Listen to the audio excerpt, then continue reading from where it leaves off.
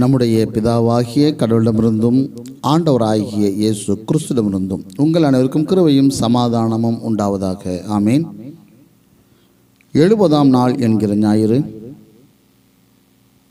செப்துவகெசிமா Sunday. இன்றைய நாளின் சட்ட தியானத்திற்காக குறிக்கப்பட்டுள்ள இரண்டாவது அருளுரை பகுதி, அது 1 கொரிந்தியர் 3ஆம் அதிகாரம் 6ஆம் வசனம் தொடங்கி 15ஆம் வசனம் முடிய உள்ள பகுதி. பரிசுத்த அப்போஸ்தலனாகிய பவுல் அடிகளார் எழுதின 1 கொரிந்தியர் 3ஆம் அதிகாரம் 6ஆம் வசனம் தொடங்கி 15ஆம் வசனம் முடிய உள்ள பகுதி. நான் நட்டேன், அப்பல்லோ நீர் பாய்ச்சினான், தேவனே விளையச் செய்தார். அப்படி இருக்க நடுகிறவனானாலும் ஒன்றுமில்லை, நீர் பாய்ச்சிறவனானாலும் ஒன்றுமில்லை, வெளியே செய்கிற தேவனாலே எல்லாம் ஆகும். மேலும் நடுகிறவனும் நீர் பாய்ச்சுகிறவனும் ஒன்றாயிருக்கிறார்கள். அவனவன் தன் தன் வேலைக்கு தக்கதாய் கூலியை பெறுவான். நாங்கள் தேவனுக்கு உடன் வேலையாட்களாய் இருக்கிறோம். நீங்கள் தேவனுடைய பண்ணையும் தேவனுடைய மாளிகையுமாய் இருக்கிறீர்கள். எனக்கு அளிக்கப்பட்ட தேவ கிருபையின்படியே புத்தியுள்ள சிற்பாசாரியைப் போல அஸ்திவாரம் போட்டேன். வேறொருவன் அதன் மேல் கட்டுகிறான். அவனவன் தான் அதன் மேல் இன்னவிதமாய் கட்டுகிறான் என்று பார்க்க கடவன். போடப்படுகிற அஸ்திவாரமாகிய இயேசு கிறிஸ்துவை அல்லாமல் வேறே அஸ்திவாரத்தை போட ஒருவனாலும் கூடாது. ஒருவன் அந்த அஸ்திவாரத்தின் மேல் பொன், வெள்ளி, விலையேற பெற்ற கல், மரம், புல், வைக்கோல் ஆகிய இவைகளை கட்டினால் அவனவனுடைய வேலைப்பாடு வெளியாகும். நாளானது அதை விளங்க பண்ணும். ஏனெனில் அது அக்கினியினாலே வெளிப்படுத்தப்படும். அவனவனுடைய வேலைப்பாடு எத்தன்மை உள்ளதென்று அக்கினியானது பரிசோதிக்கும். அதன் மேல் ஒருவன் கட்டினது நிலைத்தால் அவன் கூலியை பெறுவான். ஒருவன் கட்டினது வெந்து போனால் அவன் நஷ்டமடைவான். அவனோ ரட்சிக்கப்படுவான், அதுவும் அக்கினியில் அகப்பட்டு தப்பினது போலிருக்கும் என்றார் என்பதுவே.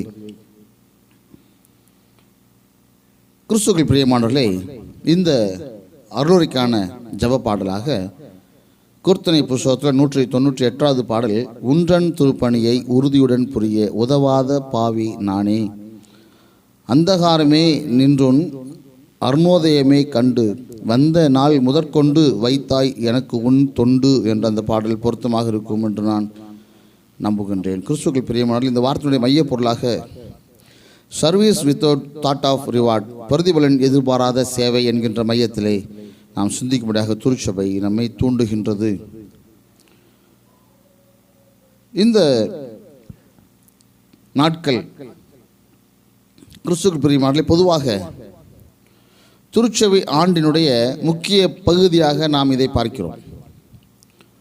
கிறிஸ்துவின் உயிர்த்தெழுந்த பண்டிகைக்கு முன் ஏறக்குறைய 70, 60, 50 நாட்கள் இருப்பதாக கணிக்கப்பட்டு இந்ஞாயிறுகளுக்கு இப்பெயர் கொடுக்கப்பட்டது. இந்த ஞாயிறுகள் உயிர்த்தெழுந்த பண்டிகைக்கு ஆயத்தமாகின்ற நாட்கள் மட்டுமின்றி தபசு காலத்திற்கு நம்மை ஆயத்தம் செய்யவும் ஏவி விடும் ஞாயிறுகள் எனவும் ஏற்கலாம். 70ஆம், 60ஆம், 50ஆம் ஞாயிறுகளின் தியான பொருள் கிறிஸ்தவ ஊழியமாகும். இன்றைய தியான பகுதியிலும் ஊழியத்தின் சிறப்பை விளக்கும் பகுதியை நாம் பார்க்கிறோம். கிறிஸ்தவ ஊழியம். இந்த கிறிஸ்தவ ஊழியம் எத்தகைய தன்மை வாய்ந்தது? கிறிஸ்துவுக்குள் பிரியமானவர்களே, 1 கொரிந்தியர் 3:6 தொடங்கி 15 நாம் பார்க்கின்றோம். இந்த பகுதியிலே பவுல் ஊழியத்தை 2 அழகிய ஊமைகள் மூலம் விளக்குகிறார். 1 பயிர் தொழில் செய்பவர், 2வது கட்டடம் கட்டுபவர். 1 பயிர் தொழில் செய்பவர், 2வது கட்டடம் கட்டுபவர். முதலாவது நாம் பார்க்கிறோம், நட்டேன். வசனம் 6 தொடங்கி 8 வரைக்குமாய் நட்டேன். இங்கே விதைத்தலையும் சேர்த்து கொள்ளலாம். திருவசன விதையை விதைத்து அது செடியாக வளரவும் அச்சுசேஷ செடியை கொருந்து சபையில் நாட்டியவர் பவுல், நீர்ப்பாய்ச்சியவர் அப்பல்லோ. ஆயினும் விளையச் செய்பவர் கடவுள். திருவசன வளர்ச்சிக்காக அதன் ஊழியர் பாடுபட வேண்டும். பலனை அருள்பவர் கடவுளே, ஏனெனில் அது அவருடைய வேலை. தோல்வி ஏற்பட்டாலும் மனந்தளர்ச்சியுறாது உழைக்க வேண்டும். 2வது கட்டடம் கட்டும் சிற்ப ஆசாரி. வசனம் 10 தொடங்கி 15 வரைக்குமாய் நாம் பார்க்கலாம். கட்டடம் கட்டும் முன் அஸ்திபாரம் போடப்பட வேண்டும். அஸ்திபாரம் கிறிஸ்துவே. சபையின் மூளைக்கல் கோடிக்கல் அவரை. எபேசியர் 2ஆம் அதிகாரம் 19ஆம் வசனம் தொடங்கி 22ஆம் வசனம் முடிய. கலப்பில்லாத உபதேசத்தினால் உறுதியுள்ள கட்டடம் கட்ட வேண்டும். உண்மையுள்ள ஊழியர் ஊக்கமாக பணியாற்றி திருச்சபை கட்டடத்தை உறுதியாக்க வேண்டும். கடவுளின் ராஜ்ய வளர்ச்சிக்கு பாடுபடுவோருக்கு பலன் கிடைப்பது உறுதி. வசனம் 12 தொடங்கி 15 வரைக்குமாய் நாம் அதை பார்க்கிறோம். இவ்விரு ஊமைகளில் அடங்கியுள்ள கருத்துக்களை விளக்கும் பண்புகளில் நாம் எந்த ஊழியத்தில் காணப்படுகிறோம் அல்லது நமது ஊழியம் எப்படிப்பட்டதாக இருக்கின்றது என்பதை நாம் இந்த நாளிலே சிந்திக்க முற்படுவோம். கிறிஸ்துவுக்குள் பிரியமானவர்களே, இந்த நாளினுடைய சங்கீத பகுதியாக சங்கீதம் 8 நமக்கு கொடுக்கப்பட்டிருக்கிறது. அதே போல் பழைய ஏற்பாட்டு பகுதியாக தானியேல் 5ஆம் அதிகாரம் 17 தொடங்கி 30 வரைக்குமாய் நமக்கு கொடுக்கப்பட்டிருக்கிறது. அதே போல் நிருப பகுதியாக 1 கொரிந்தியர் 9ஆம் அதிகாரம் 24 தொடங்கி 27 வரைக்கும் நமக்கு கொடுக்கப்பட்டிருக்கிறது. இந்த வார்த்தையுடைய படி வாக்கியமாக உங்கள் ரட்சிப்பு நிறைவேறும்படி பயத்தோடும் நடுக்கத்தோடும் உழைத்து கொண்டிருங்கள். தமது தயவுள்ள சித்தம் நிறைவேறும்படி நீங்கள் விரும்பவும் கிரியை செய்யவும் உங்களில் கிரியை செய்கிறவர் கடவுளே. அநாதி சிநேகத்தால் உன்னை சிநேகித்தேன், ஆதலால் கிருபையாய் உன்னை எடுத்துக்கொள்கிறேன் என்று பிலிப்பியர் 2ஆம் அதிகாரம் 12, 13 ஆகிய வசனங்களில் இருந்தும் எரேமியா 31:3 இருந்தும் எடுத்தாளப்பட்டுள்ளது.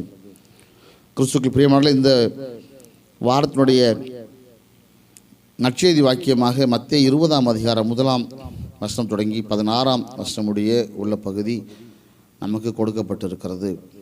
விண்ணரசு என்பதை குறித்த காரியத்தை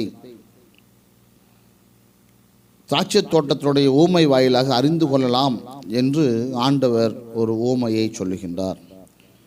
அந்த பகுதி நமக்கு இந்த நாளிலே நற்செய்தி பகுதியாக கொடுக்கப்பட்டிருக்கிறது. நிறைவாக கிறிஸ்துவுக்குள் பிரியமானவர்களே, இறையரசு கிருபையை அன்றி வேறில்லை. இறையரசு கிருபையை அன்றி வேறில்லை. ஒன்று கிருபையின் அழைப்பு, 2வது கிருபையின் காலம், 3வது கிருபையின் உழைப்பு, 4வது கிருபையின் வெகுமதி. அந்த கிருபையை பெற நீயும் ஆயத்தமா? அந்த கிருபையை பெற நமது ஊழியம் ஆயத்தமா என நாம் சிந்திப்போம், செயல்படுவோம். ஆண்டோடு தாமே இந்த வார்த்தைகளை ஆசீர்வாதத்தை வழிநடத்தி காப்பாராக. ஆமேன்.